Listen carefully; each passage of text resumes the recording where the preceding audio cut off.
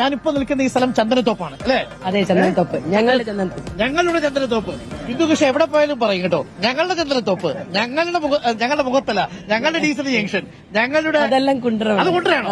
പിന്നെ ഞങ്ങളുടെ അഞ്ചാലുംപൂടി, ഞങ്ങളുടെ തൃക്കര, ഞങ്ങളുടെ പനയം, ഞങ്ങളുടെ കടപ്പാക്കട, ഞങ്ങളുടെ മുളങ്കാടം, ഞങ്ങളുടെ കച്ചേരി, ഞങ്ങളുടെ ചിന്നക്കട, ചമ്പക്കട, അങ്ങനെ അങ്ങനെ ഞങ്ങള് റോഷി അഗസ്ത്യ കാണാൻ പോയ സമയത്ത് പണ്ട് ലോക്സഭയിൽ കംപ്ലീറ്റ് സ്ഥലങ്ങളുടെ പേര് പറഞ്ഞ പോലെയാ, എല്ലാം കാണാപ്പാടമാണ്. മുക്കും മൂലയും കാണാപ്പാട്. മുക്കും മൂലയും 2 തവണ നിയമസഭയിൽ, 1 തവണ ലോക്സഭയിൽ. ഇത് ഇക്കുറി 4ാം തവണയാണ്.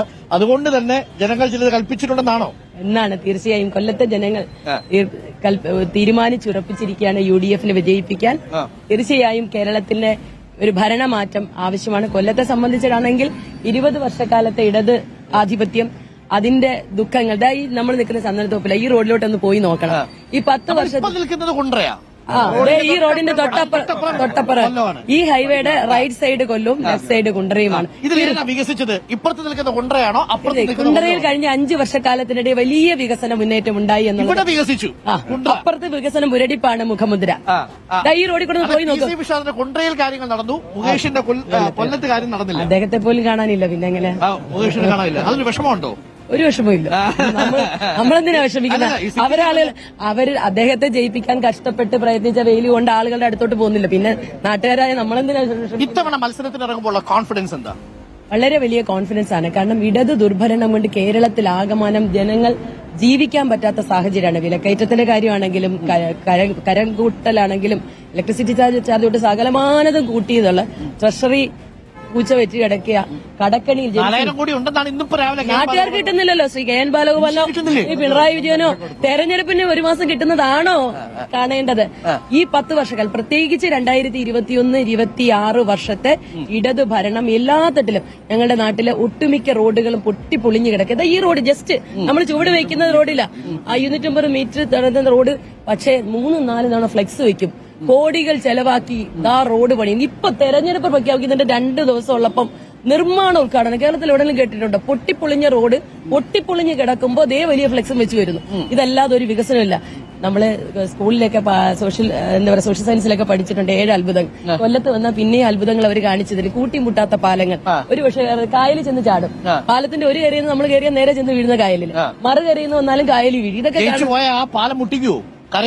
എത്രയും പെട്ടെന്ന് 6 മാസത്തിനുള്ളിൽ ആ പാലം മുട്ടിച്ച് ഗതാഗത യോഗ്യമാക്കുക എന്നുള്ളത് ഞങ്ങളുടെ നിശ്ചയദാർഢ്യമാണ്. ഇവർ മുടക്കിയിട്ടിരിക്കുന്ന മുഴുവൻ പദ്ധതികളും സമയബന്ധിതമായി നടപ്പാക്കുക എന്നുള്ളതാണ് കൊല്ലത്തിന് കൊടുക്കുന്ന ഏറ്റവും പ്രധാനപ്പെട്ട വാഗ്ദാനം. അതോടൊപ്പം നമ്മളൊക്കെ ചെറുപ്പം മുതൽ രാഷ്ട്രീയ പ്രവർത്തകരാ, പൊതുപ്രവർത്തകരാ. എന്റെ അറിവിലും ബോധ്യത്തിലും ഒരു MLA എന്ന് പറഞ്ഞാൽ ആ തെരഞ്ഞെടുത്തയക്കുന്ന ജനങ്ങളുടെ വീട്ടിലെ ഒരു കുടുംബാംഗമായിരിക്കണം.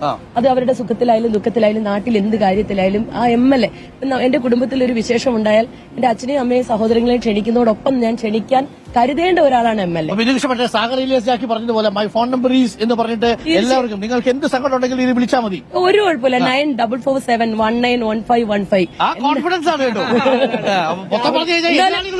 ഒരു കുഴപ്പമില്ല. ഒരു ഉപയോഗിച്ചാൽ രാഹുൽ ഗാന്ധി പറഞ്ഞ വനിതാ മുഖ്യമന്ത്രി കേരളത്തിൽ ഞാനത് ഒഴിവാക്കണമെന്ന് ഞാൻ ആലോചിച്ചത്. അതെന്തായാലും പ്രസാദ് ചോദിച്ച സ്ഥിതിക്ക് ചോദിച്ചോളൂ. അല്ല, നമുക്കറിയാം രാഹുൽജി മുന്നോട്ട് വെച്ചത് ഒരു ആശയം, സ്ത്രീപക്ഷ നിലപാട്. അത് എല്ലാ കാലത്തും കോൺഗ്രസ് മുന്നോട്ട് വെക്കുന്നതാണ്. പക്ഷേ ഈ തെരഞ്ഞെടുപ്പിൽ ഞങ്ങൾക്ക് വനിതാ മുഖ്യമന്ത്രി അല്ല ഞങ്ങളുടെ ലക്ഷ്യം. ഈ തെരഞ്ഞെടുപ്പിൽ ഞങ്ങൾ UDF അധികാരത്തിൽ വരിക. പരിണതപ്രജ്ഞരായ ധാരാളം നേതാക്കന്മാരുണ്ട്. പാർട്ടി തീരുമാനിക്കും മുഖ്യമന്ത്രിയാകണം. ഞങ്ങളുടെ പാർട്ടി മുഖ്യമന്ത്രിയാകാനുള്ള ഒരു തർക്കവും ഇല്ല. ഞങ്ങൾക്ക് വ്യവസ്ഥാപിതമായ ഒരു നടപടിക്രമങ്ങൾ പ്രസ്ഥാനത്തിൽ എല്ലാ കാലത്തും ഉണ്ട്. ആ നടപടിക്രമങ്ങൾ അനുസരിച്ച് മുഖ്യമന്ത്രി ഉണ്ടാകും. ഒരു സംശയം. അതാണ് ബിന്ദു കൃഷ്ണനോടൊപ്പം കൊല്ലത്തെ എല്ലാ വീട്ടിലും ഞങ്ങളുടെ ഫോൺ നമ്പർ സഹിതം പറഞ്ഞോളൂ, ഇതാ ഞാൻ അവൈലബിൾ ആണ് എന്നുള്ളതാണ്. കൊല്ലത്ത് 11-ൽ 2 ഇപ്പോ ഉള്ളൂ. എത്ര കിട്ടും? എത്ര കുറഞ്ഞാലും ഒരു 9 സീറ്റ് കിട്ടും കൊല്ലം ജില്ലയിൽ. എത്ര കുറഞ്ഞാലും കൂടിയാൽ 5 മിനിറ്റ് കൊണ്ട് മൊത്തം എന്തായാലും 100+. ഉറപ്പ്. അവസാനം ഉറപ്പ് 100+. അത് എത്ര എണ്ണം കൂടുന്നു എന്നുള്ള ഇനി 5-6 ദിവസം കൂടെ ഉണ്ട്. അത് വെച്ച് ഇനിയും കൂടും. 11 കഴിഞ്ഞാൽ പിന്നെ കൂടത്തില്ല. അത് കൂടത്തില്ല. മുമ്പേ കാണുന്ന എല്ലാം കാണുമെന്ന് പറയാം. പോലുമില്ല കാണാനെന്ന് പറഞ്ഞാൽ 2021 അസാധാരണ സാഹചര്യം ഇങ്ങനെ തുടർഭരണം കിട്ടിയ 2021 നമുക്ക് എല്ലാവർക്കും അറിയാമല്ലോ. കോവിഡ് ഞങ്ങള് തന്നെ ഞങ്ങളുടെ നിയോജനം തന്നെ തെരഞ്ഞെടുപ്പ് കഴിഞ്ഞപ്പോൾ പരിശോധിച്ചപ്പോൾ 5 മുതൽ 25 വരെ ഒറ്റ സാഹചര്യമല്ല. ജനം മുഴുവൻ UDF അനുകൂലമായിട്ട് നിൽക്കുകയാണ്. എത്ര PR വർക്കുകൾക്കും ജനവികാരത്തെ തടഞ്ഞു നിർത്താനാകില്ല. ഉണ്ടായിട്ടില്ല. മാത്രമല്ല ബിന്ദു കൃഷ്ണ 5 വർഷം മണ്ഡലത്തിൽ തന്നെ ഉണ്ടായിരുന്നു കേട്ടോ. അപ്പൊ ഒരു കാര്യം പറയണമല്ലോ, മണ്ഡലത്തിൽ ഏത് സമരമാണെങ്കിലും ചർച്ചയ്ക്കാണെങ്കിലും ശരി ബിന്ദു കൃഷ്ണ ഈ റെഡി. ബിന്ദു കൃഷ്ണ വിളിച്ചു കഴിഞ്ഞാൽ ഒരു പ്രതികരണം ഉറപ്പാ. ആ കാര്യത്തിൽ ഒരു പ്രത്യേക അഭിനന്ദനം. ശരിയാണ്. കേരളത്തിലെ ഏറ്റവും വലിയ ആരോഗ്യ രംഗം ഇന്ത്യയിൽ ആദ്യമായ ഒരു ഗവൺമെന്റ് അവയവങ്ങൾ മാറ്റിവെക്കുന്നതിന് കോഴിക്കോട് ഒരു സ്ഥലം ഏറ്റെടുക്കുകയും ആശുപത്രി തുടങ്ങുകയും ചെയ്തു.